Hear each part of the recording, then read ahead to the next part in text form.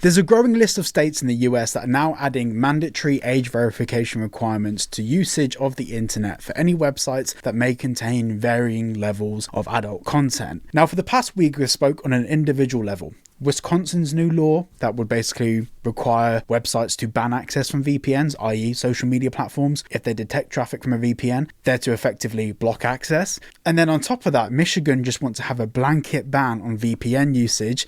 And now the list is growing and growing and growing. Now, on the 26th of September this year, Arizona passed their new online safety bill, which requires age verification for access to websites. And this follows 20 states all trying to implement their own online age verification programs. Now, this dates back quite a few years now. We have a list of different states trying to get these different acts passed. And of course, every single time they've been declined. But with what's happening in the UK with the Online Safety Act, with what's happening in Canada with their discussions about online safety regulations, and of course, let's not forget Australia, as of December this year, they'll have their own Online Safety Act. Now, all of a sudden, a lot of this legislation is being passed in the US also.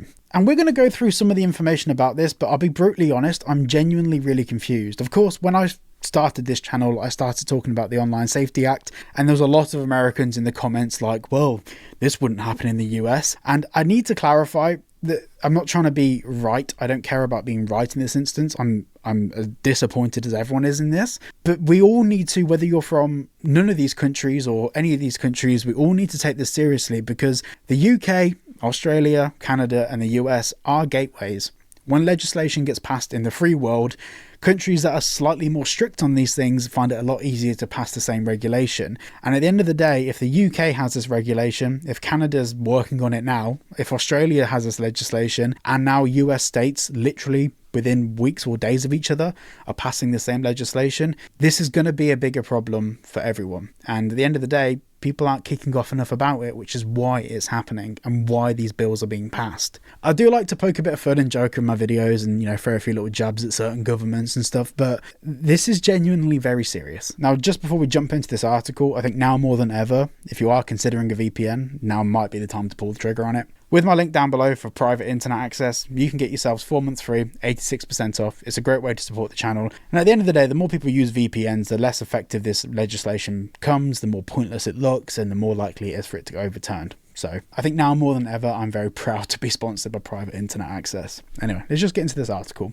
As of September the 26th, age verification is now mandatory in Arizona for anyone attempting to access adult-only content. Under the new bill, any site displaying at least 33% adult-only content must verify users' ages using either a government ID or another commercially reasonable method. How do they regulate that 33%? Trends can completely throw off that 33%. While the logic behind this seems reasonable, protecting children from accessing adult or other harmful content, it's a huge privacy trade-off, as handing over your personal data, biometrics, credit card info, or an identity document to third parties puts you at risk of identity theft, scams, blackmail, etc. And this is very much the case, as we've seen with many leaks that have happened over the past 6 months, which is what I've been covering on the channel. So subscribe if you want to see how the world is burning. As a result, the best VPNs have seen a huge uptick in signups, with users turning to them to safeguard their digital privacy and stay anonymous on what's becoming an increasingly geo-restricted internet in the region. Now, it is worth saying, at the moment, I'm not advising to use a VPN to circumvent this. I legally can't do that, and I'm not going to do that. But if every single country in the world ends up needing age verification to access certain websites, VPNs wouldn't work anymore. So I'm enjoying the fact they do at the moment. Now, here's the juicy bit. Age verification elsewhere in the US. Over 20 US states have now enforced or are in the process of enforcing some form of mandatory age verification requirements, causing quite the stir among the privacy conscious, and so it should. Ohio's mandatory age verification went live on September the 30th, and citizens are now required to prove their age either via photo ID or employment or educational records if they want to access content that's obscene or harmful to juveniles. Not only that, but online platforms must verify their users' ages every 2 years. Wait, what? Oh look, David has got younger. What's the point in that? Additionally, platforms are directed to create and use a geofence system, which means as long as your online location shows up in Ohio, you'll have to go through the age verification process.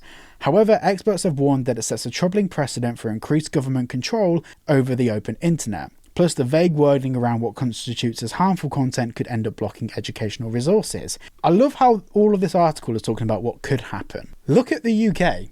Look at what has happened. Like with the UK, we went down a lot of this speculatory route about what will and might happen, and we've covered loads of reports from Ofcom and their own contradictory reports, and other reports of that nature that show what is happening in the UK. Now, like I've said in many videos before, I need to clarify this if you're a new user. I'm all up for protecting children, but we've gone through millions of other ways to do it on the channel in the past, so we're going to save that for those videos. We don't need to go over it again. And obviously this article goes on to explain how Wisconsin view the use of VPNs as a loophole that needs closing, and then Michigan want to do a blanket ban on VPNs. Arizona's just requiring age verification at the moment. Ohio at the moment is just doing the age verification point of view. However, they did submit a bill back in 2023 for a ban on VPNs, which was declined. Other states are picking up on this, and we're seeing this, like, I mean, you can check lists online of what legislation is going to be passed in your local state, and you'll find in the last 15 to 20 pieces of legislation, you'll find something related to the Online Safety Act. It is getting ridiculous now, and what's really weird about this is that the US government on a federal level are promoting the usage of VPNs and personal privacy, personal protection. I think a lot of America's like bills of rights and things are centered around freedoms, personal freedoms, the ability to speak and choose as you wish. And I think for a lot of people in other parts of the world, you know, the UK being one of them, but I mean countries that have it worse than us, they look at those Bill of Rights and think that that is brilliant. A lot of people do, some people don't, whatever, have your own opinion, and you can argue about that down below because it helps my engagement. But I think what's actually happening on a state level here is completely at heads with what's happening on a federal level within the US. Now, I don't consider myself a betting man, but if I was to bet which country would be next with the Online Safety Act, Canada made sense, Australia made sense. America wasn't even in my top 50 list of places that would have an online safety regulation that requires age verification. What they've basically done here is they've just created a gold mine for hackers, because the US has a large population, and the more states adopt this, you're going to end up with centralized databases of information, and this is genuinely terrifying. I'm at the point now where I spoke to a few of you guys, you know, have emailed me or contacted me through various social media. We've had conversations and spoke about these different forms of legislation. And what I'm finding really disturbing is that, like, in the UK, we have petitions and whatever, and we can feel like we're doing something about it, whether we are or not, it's a different conversation.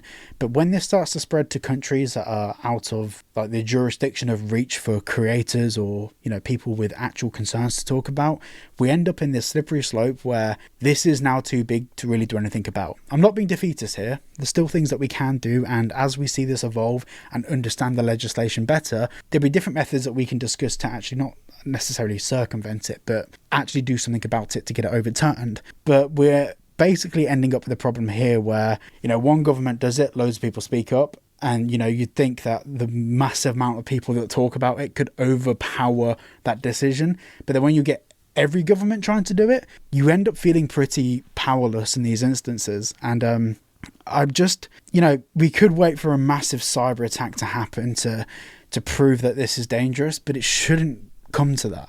We shouldn't have to have a massive data leak at the expense of citizens to prove that this legislation doesn't work and that it's dangerous.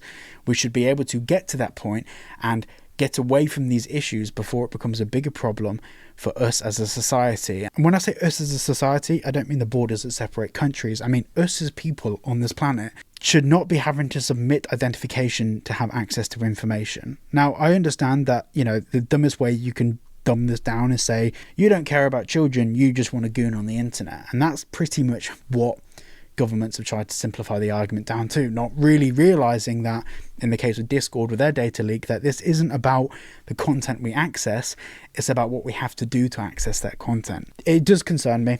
This is one of those videos where, a bit behind the scenes here, when I go to make a video, I'll scan through an article a little bit first, pull out some funny or stupid bits and crack some jokes and try and make it a bit more entertaining. But with this video, I've just gone through this article, gone through a few of the like resources and, you know, the lists of states that are trying to push legislation, and I am concerned. This is a lot happening very quickly, and they're trying to make it seem like now all of a sudden they care about the children, when it's nothing to do with that. It's more to do with the fact that they would like this legislation to be passed, and they've been trying for years.